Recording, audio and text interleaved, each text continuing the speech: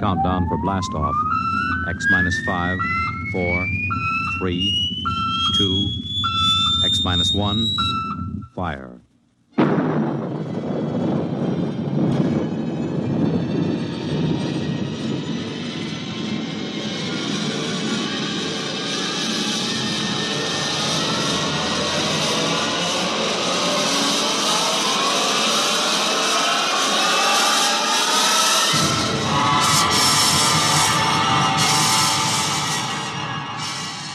From the far horizons of the unknown come tales of new dimensions in time and space. These are stories of the future, adventures in which you'll live in a million, could be years, on 1,000 maybe worlds.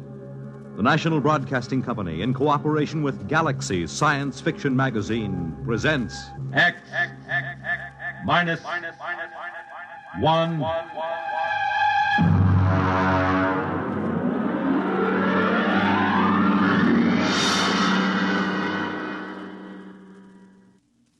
Tonight, the time after the next atomic war. The place, somewhere in the United States. The story, The Moon is Green, by Fritz Leiber.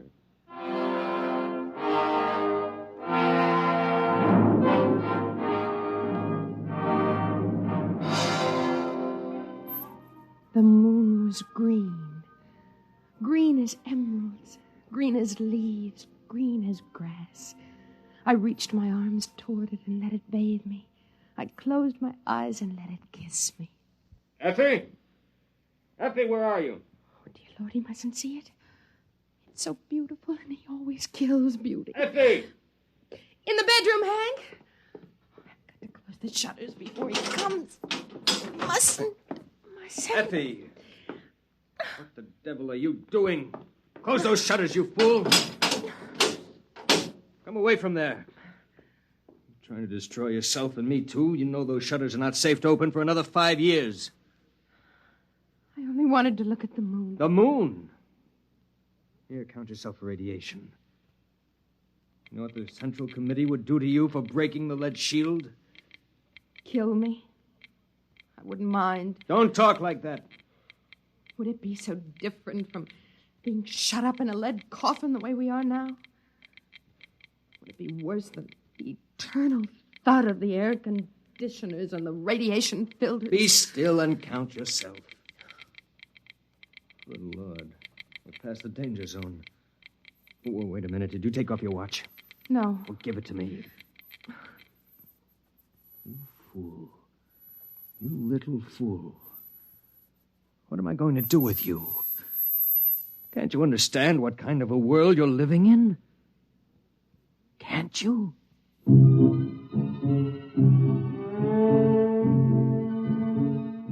Oh, yes, husband. I can understand only too well. It's the world that can't seem to understand. The world that went on stockpiling hydrogen bombs. The world that started testing those bombs, telling itself it hadn't really exploded enough to make the air dangerous. And then began to throw them across continents, one nation against another. It lasted about 2 months. And after that,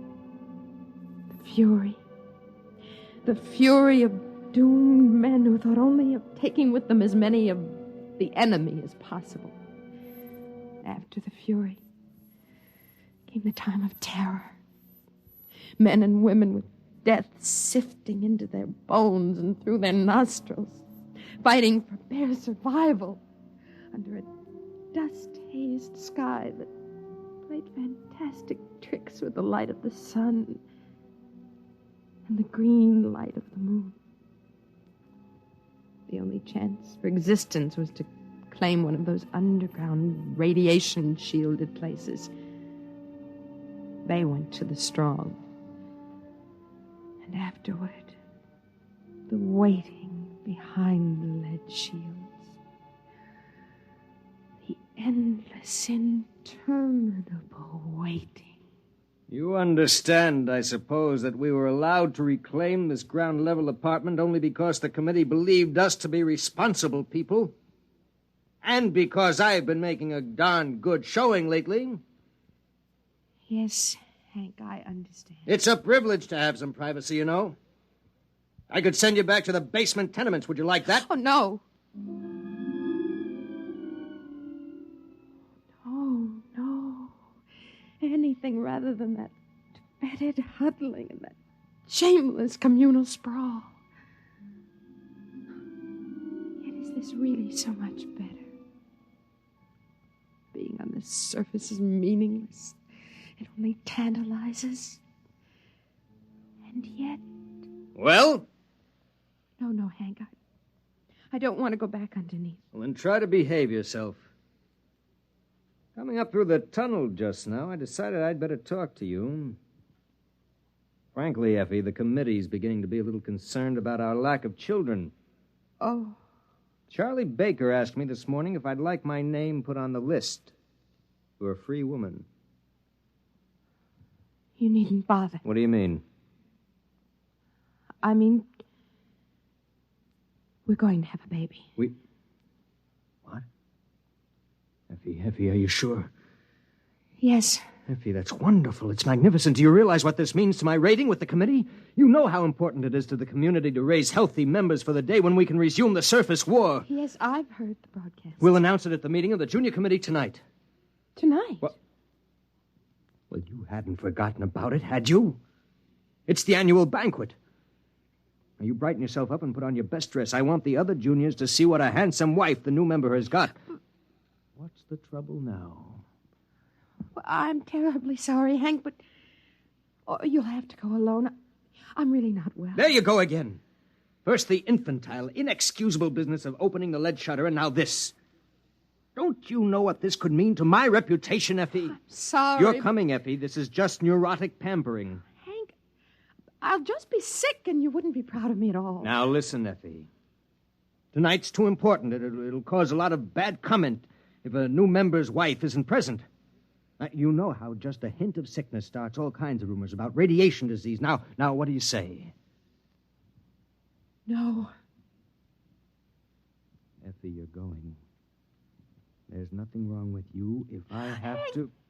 Hank, you're hurting my arm.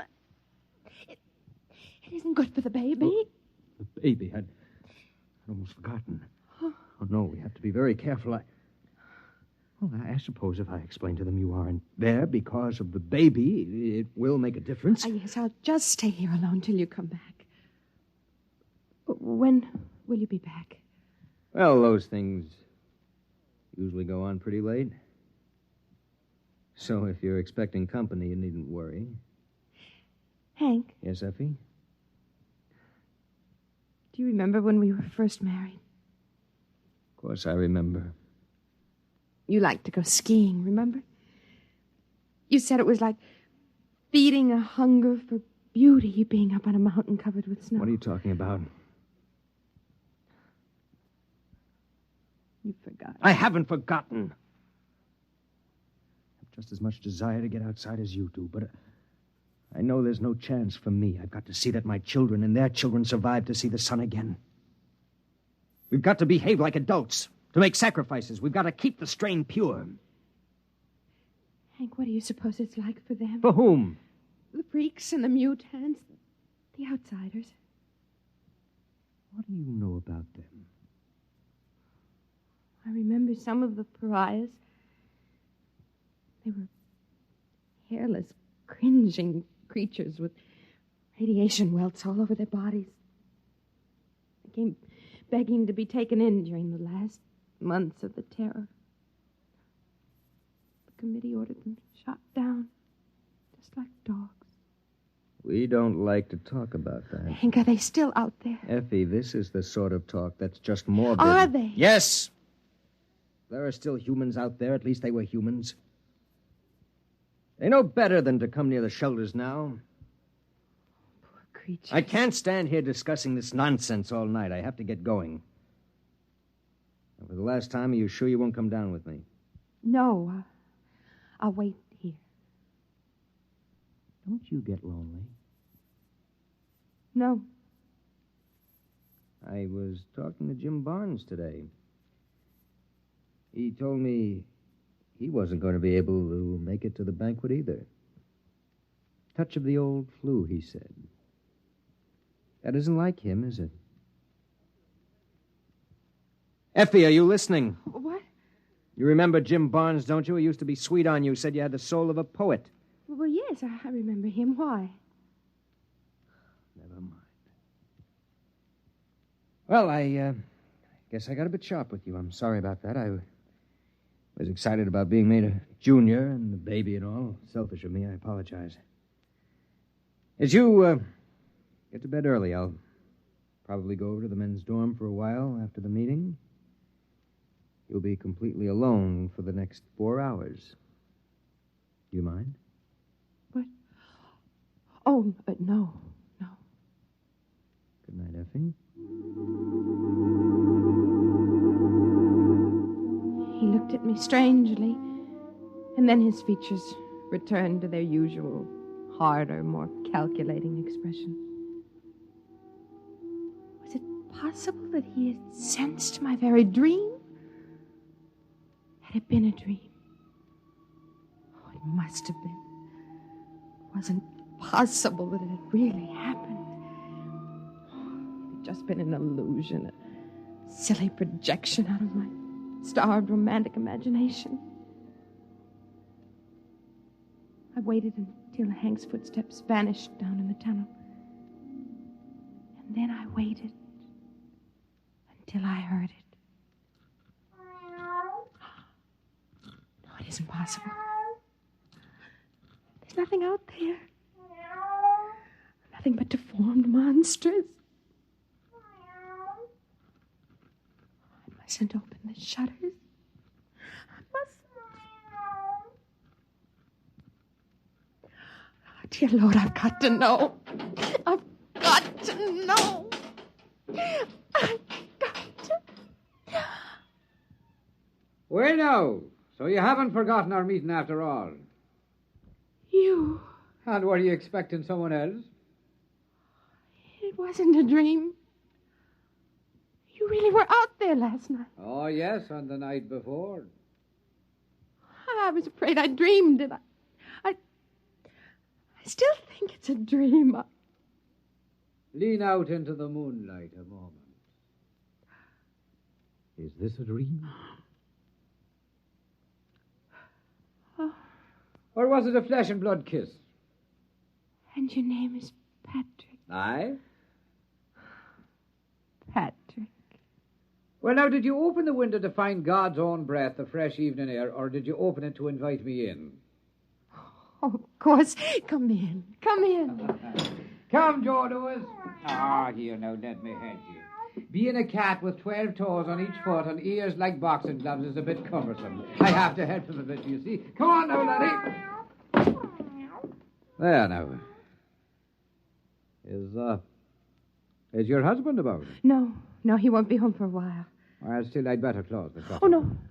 Leave them open. The radiation? I don't care. I want to see the moonlight. Aye. Would you have a bit of food? Joe Lewis and I are starved for a bite to eat. Oh, yes. Yes, I'll get it. Oh, Effie. Yes. Oh, but you're a fair creature. Thank you.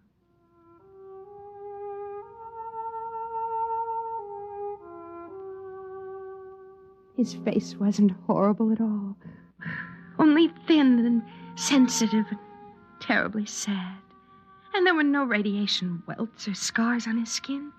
He looked just as he had looked that first night when I opened the lead shutter and saw him crouched at the window.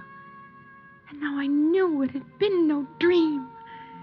He was an outsider, a pariah. He was my love. Here's some canned meat and a food pill, and I put on some water for coffee. Oh, bless you, Arun. Come on now, Joe. Here's a bit of meat for your black soul to feed on. He's hungry, poor creature. Well, then, sit down, girl, where I can look at you. All right. Have you missed me? Oh, yes. Oh, I've had some thoughts of you, I dare say. Talk to me. Of what? Tell me again about outside, what it's like. Again? Again and again. Well, now, outside... You say the coffee's heating? Mm-hmm. Well, then, it is a wonderland for sure. More amazing than you and your entombed folk could ever imagine. A veritable fairyland. Tell me the truth about The it. truth? I am telling you the truth, my love. But the bombs and the dust made only ugliness. At first. But then they changed the life in the seed of them that were brave enough to stay. Wonders beyond wondering bloomed and walked. Well, have none of you been outside? Well, the radiation teams go up into the ruined buildings once or twice a year to find canned food and batteries. But they can only work for a few minutes at a time. Ah, sure, those blind-souled slugs could never see anything but food and batteries anyway. Oh, tell me what you see, beyond the city, I mean. Ah, there are gardens there. Gardens where a dozen buds blossom for every one before. And the flowers have petals a yard across. Oh. And there are stingless bees as big as sparrows supping their nectar. But did the radiation make all the cats like this one? Like this runt? Why, no, girl. They are grown spotted and huge as leopards. But they're gentle beasts, for the dust has burned all the murder out of every living thing.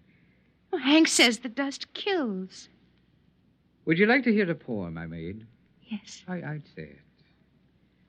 Fire can hurt me, or water, or the weight of earth.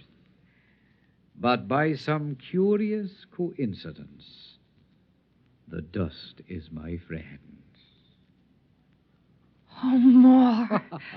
Well, then, there are robins like cockatoos and squirrels like a prince's ermine, all under a treasure chest of sun and moon and stars that the dust changes from ruby to emerald and sapphire. And there are... What is it, love? What's that look for? There's one thing you've never told me about. And what is that? The children. The new children. Ah, now the children. The truth. The truth? Promise. I swear on the skin of my cat here. The children, is it, huh? Well, now, if you'd ever catch a glimpse of one of them, you'd never doubt me again. They have long limbs and smiling, delicate faces and white teeth and the finest hair. They're so nimble that even I, a sprightly man and somewhat enlivened by the dust, feel crippled beside them. And their thoughts dance like flames. But what's wrong with them, Patrick? Wrong? Nay, love, there's nothing wrong. Different, perhaps, and new, but not wrong. Oh, tell me. Well, then, they do have 7 fingers on each hand and 8 toes on either foot. But they're much more beautiful for it. And they have large, beautiful ears that the sun shines through. So lovely and delicate to behold. How do they behave? Their minds? Not as you and I, perhaps. They play happily in the gardens all day long, laughing and finding joy in the simplest beauty. Are they defective? Well, now, by the standards out there, you're the defective one shut up here all the while, hating and crawling in ugliness and feeling dirty. No, they're quite lovely. And they're quite perfect, the new children. Oh, you're telling the truth. You're not making it up. It is true, every word of it. Oh, I'll admit you have to look a bit hard to find these things I've been telling you. But find them you may. Do you believe me? Oh, yes. Yes, I believe you. But I'm afraid. Give me your hand. Here.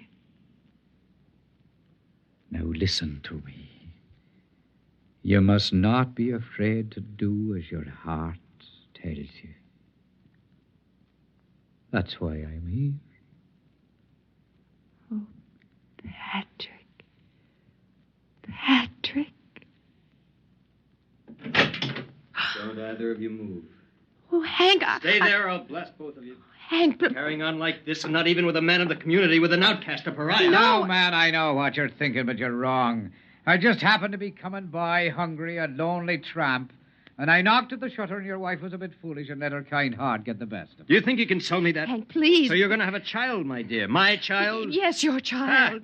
I should pull this trigger right now. I should shoot him down in cold blood. Man, you're mad. I never touched your wife. You contaminated pariah. You're going to die. Don't you know that? Hank, if you kill him, you kill the bringer of the best news we've ever had.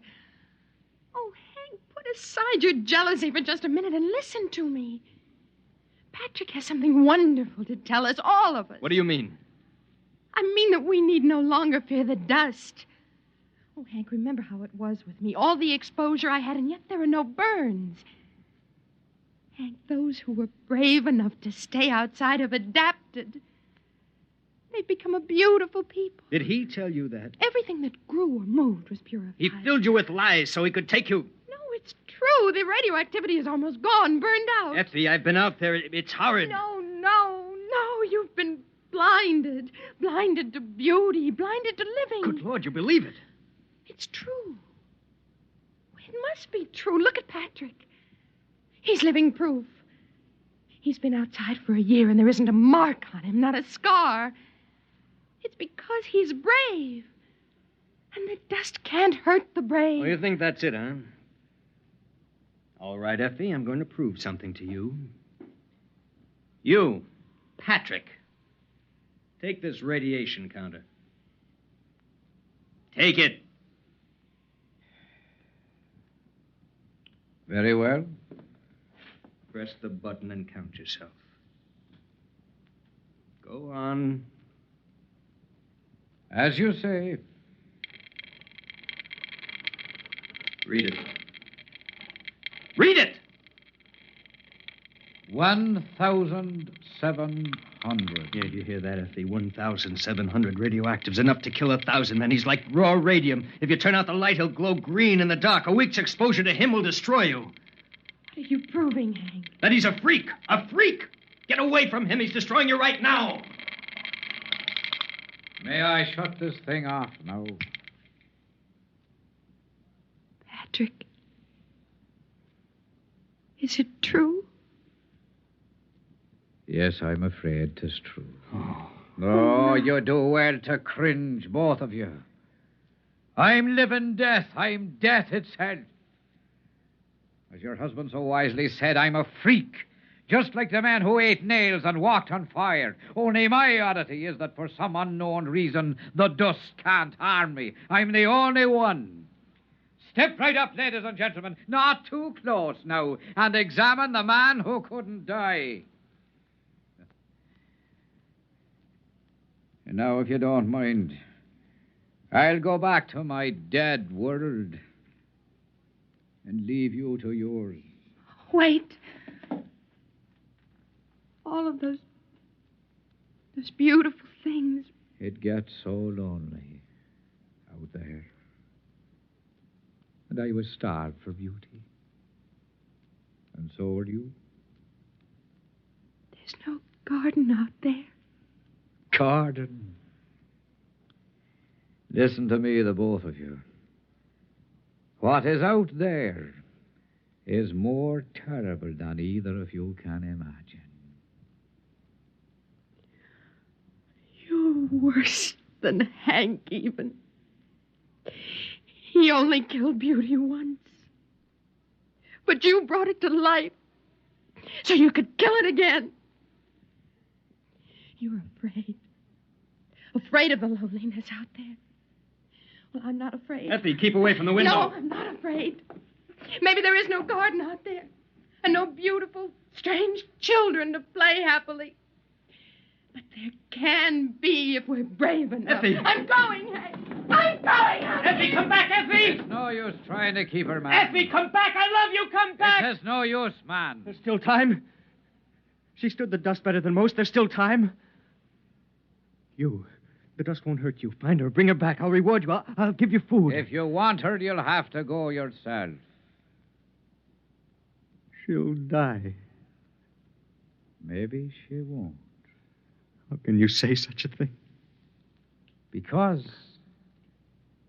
perhaps she's like me. Aye. Perhaps the two of us together could be the first of a race that'll live in sunlight again. Get against the wall where I can kill you easier. Why would you kill me? Is killing all the answer you have to life's riddles? Is the smell of blood better than compassion? Is it more joy to own her than to be loved by her? Move! Man, you'll not kill me. Shall I tell you why? Because my flesh will not die. I live 1,000 years. Not your brain, Patrick. And that's where this gun is aimed. Well, then you leave me no choice. You get it! Hey! Call him up! My arm! No! Stop! Well, then I have your weapon now. Out there, you see, we freaks have learned to live together and to cooperate. It's the only way we can stay alive. Oh, I'll give Effie your love. Come on, Joe. Oh, you'd better close the shutters as soon as we're gone. The moon is beautiful, but it's deadly.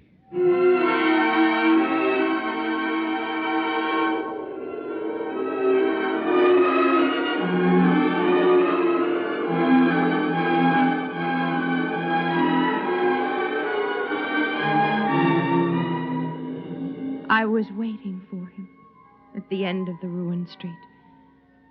When we looked back, we saw Hank closing the lead shutters on himself. We were alone in the world. Above us, the moon was green. I bent and picked up a handful of the dust and let it trickle through my fingers. And I remembered the words of Patrick's poem. Fire can hurt me, or water, or the weight of the earth.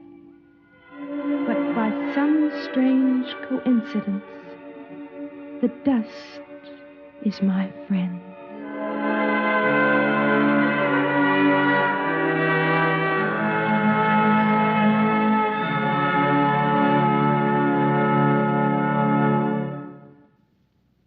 You have just heard X-1, presented by the National Broadcasting Company in cooperation with Galaxy Science Fiction Magazine, which this month features Advance Agent by Christopher Anvil, the story of a spy who had the worst possible break.